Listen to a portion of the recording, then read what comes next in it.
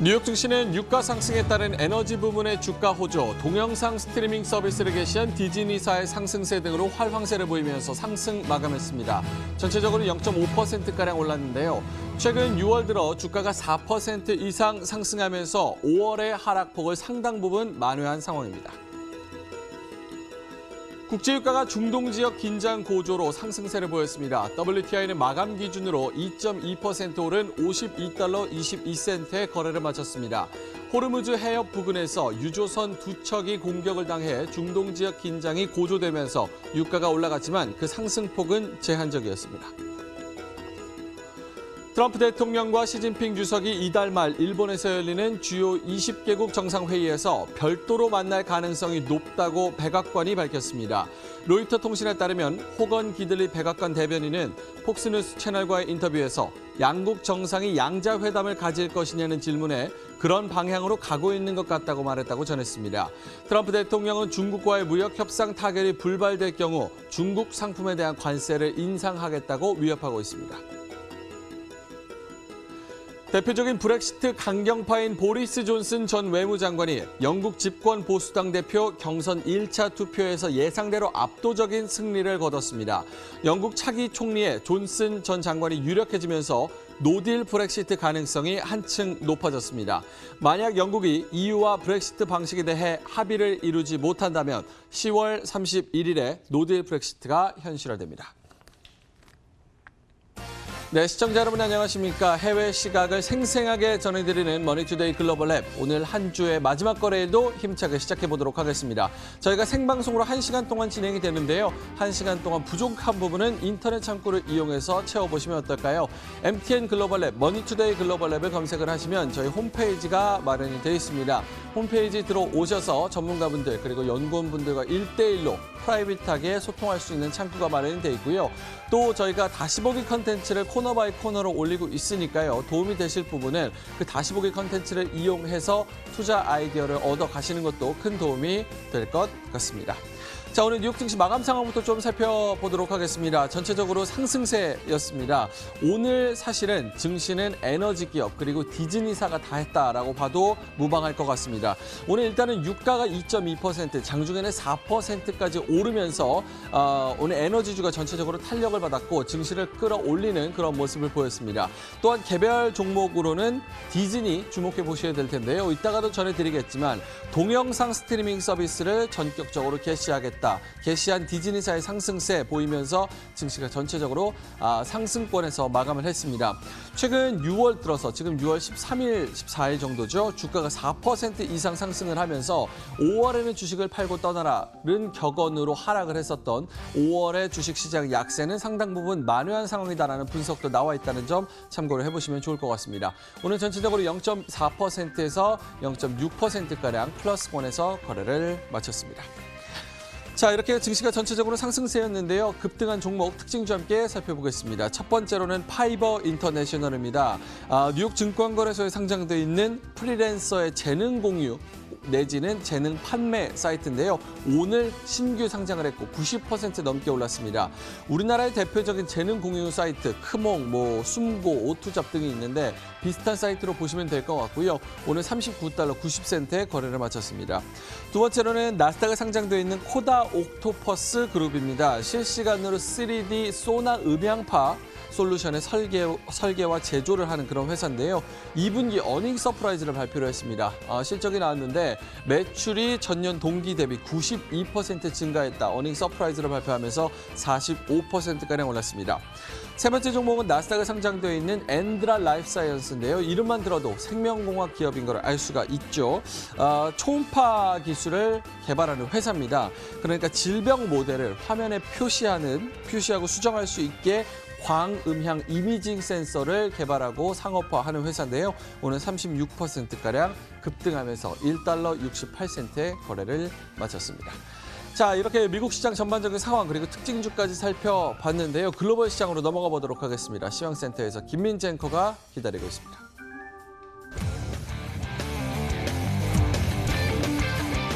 私たちは皆さんを待っています。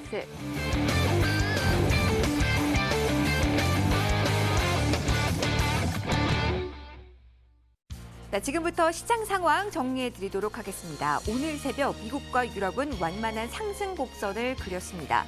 어제와 별다르게 크게 소식이 없는 듯한 모습이 계속 이어지는 모습. 그러다가 오늘 하나의 새로운 재료가 나오면서 여기에 좀 강한 반응이 나왔는데요. 지금부터 좀 자세하게 살펴보시죠.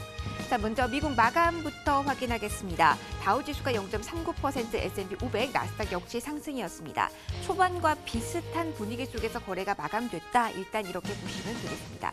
일단 여러분이 아시는 소식, 미중 무역 갈등, 연준 관련 소식은 좀 이어졌고요. 여기에 새로운 소식 하나가 있었는데요. 바로 유가와 관련된 내용이었습니다. 자, 오만회에서 유조선 피습 사건이 발생했다는 소식 나왔습니다. 이에 따라서 국제유가가 급등을 했는데요. 이에 따라서 중동발 지정학적 리스크가 강해지면서 위험자산 회피 현상이 나타날 수도 있었지만 오늘 시장은 이렇게 소화하지 않았습니다. 오히려 국제유가 급등에 따라서 대형 에너지주가 강세를 보이면서 지수에 활력을 불어넣었고요. 특히 다우와 같은 경우는 디즈니사의 강세와 더불어서 0.39% 상당히 굳건한 오름세가 오늘 장중 내내 펼쳐졌습니다. 그리고 연준과 관련해서 이야기 좀 빼놓을 수가 없겠죠. 자, 금리 인하에 힘을 실는 경제 지표는 계속해서 발표가 되고 있습니다. 생산자 물가지수, 소비자 물가지수에 이어서 수입 물가가 나왔는데요. 지난 1월 이후 처음으로 마이너스를 기록한 것으로 나왔습니다. 인플레 압력이 크지 않다라는 것을 다시 한번 연준에 가르쳐주는 내용이었고요. 그리고 이와 더불어서 고용 지표 역시 다소 불안정하게 나왔는데요. 신규 실업 수당 청구 건수가 예상보다 큰 폭의 증가세를 기록하면서 고용과 물가 모두 연준 금리 인하 전망에 더욱더 힘을 실는 모습이었습니다. 역시 오늘장에서는 호재성 뉴스라고 볼 수가 있겠고요. 하지만 계속 부담이 되고 있는 것은 역시 미중 관련한 이야기였죠. 계속해서 날선 신경전은 이어지고 있습니다. 중국 쪽에서는 미국이 이런 식으로 간다면 우리도 끝까지 간다. 협상에는 원칙이 있다. 여기를 지켜야 된다라는 점을 다시 한번 강조했다는 점 꼭 체크를 해보셔야겠습니다. 호재, 악재 혼재된 가운데 오늘은 특히 유가에 포커스가 맞춰지면서 3대 지수 모두 위쪽으로 흐름을 함께했습니다. 분위기 비슷하게 흘러간 유럽이었습니다. 범유럽 지수가 소폭의 강세 기록했고요. 주요국 역시 완만하지만 플러스로 새벽 거래가 마무리가 됐습니다. 특히 주요국 가운데 독일 증시의 흐름이 상당히 완만하게 상승 곡선 좀 그린 모습이었습니다. 0.45% 정도 플러스로 거래가 마감이 됐는데요. 독일 내에서는 지난 3월부터 시작된 5G 주파수 경쟁이 마무리가 됐다는 소식 나왔습니다. 예상보다 낙찰가가 높게 책정이 되었기 때문에 앞으로 수익성엔 좀 부정적인 의견이 좀 나오긴 했지만 이날 활력을 주는 데는 좀 충분했습니다. 이 소식과 더불어서 내부적으로 통신주까지 강한 흐름 보이면서 12,000선 위에서 독일 증시 마무리가 됐네요. 아시아로 넘어가겠습니다. 자, 아시아 주식시장 먼저 일본 먼저 향해보죠. 0.57% 마이너스로 거래가 마감이 됐습니다.